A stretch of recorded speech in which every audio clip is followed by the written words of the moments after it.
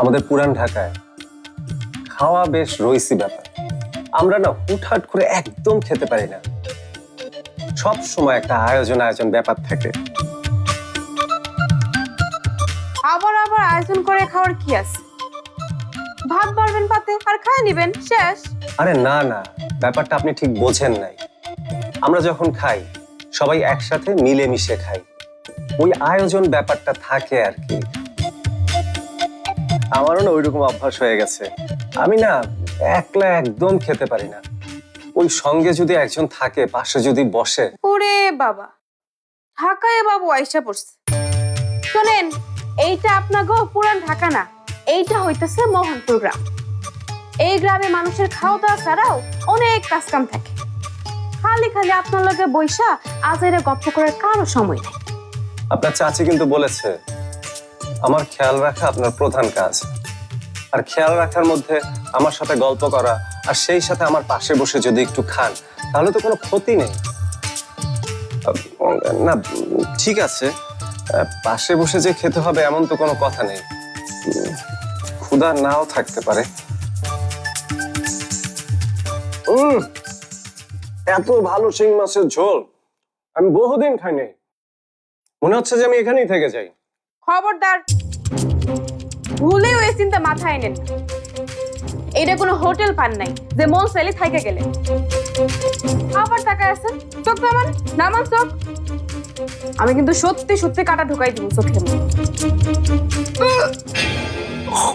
কি হইলো? কাটা কাটা আনি নাই তো এমন করলে কিন্তু সত্যি সত্যিই কাটা আনবো। আরে গলে কাটা আটকে গেছে। একদম উচিত কাজ হয়েছে। হা কইরা পাঁচের দিকে না তাকাইয়া আমার দিকে তাকায় থাকলে তো কাটা বিঁধবই। আরে খুব কষ্ট হচ্ছে, কষ্ট হচ্ছে আমার। আরে তাড়াতাড়ি দল করে ভাত গলায় দেন, কাটাটা সেল সেলাই নাইমা যাইব না। কি কি হইলো? কি হইলো আবার? আরে রে, কি হইলো? ঠিক আছে।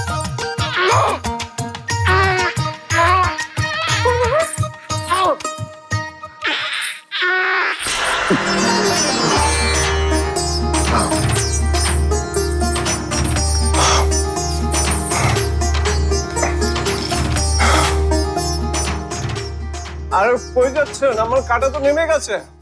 আরে না না, এত সহজ নাকি আমাকে রিজেক্ট করা? আমাকে রিজেক্ট করলে কোম্পানি কোথায় গিয়ে দাঁড়াবে সেটা ওরা ঠিকই জানে।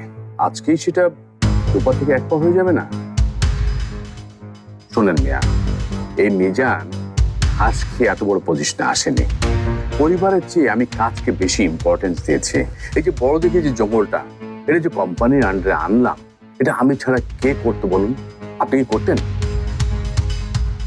শুনেন, কাজ করলে আপনাকে রিকগনিশন দেওয়া ছাড়া আর উপায় আছে নাকি? হ্যাঁ, ও দেখেছে। হ্যাঁ হ্যাঁ, আমি আসছি।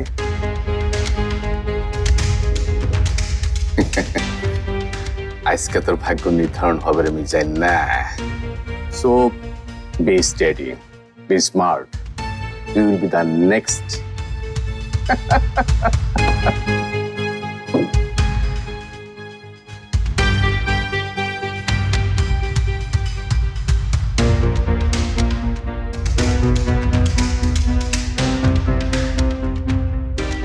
CEO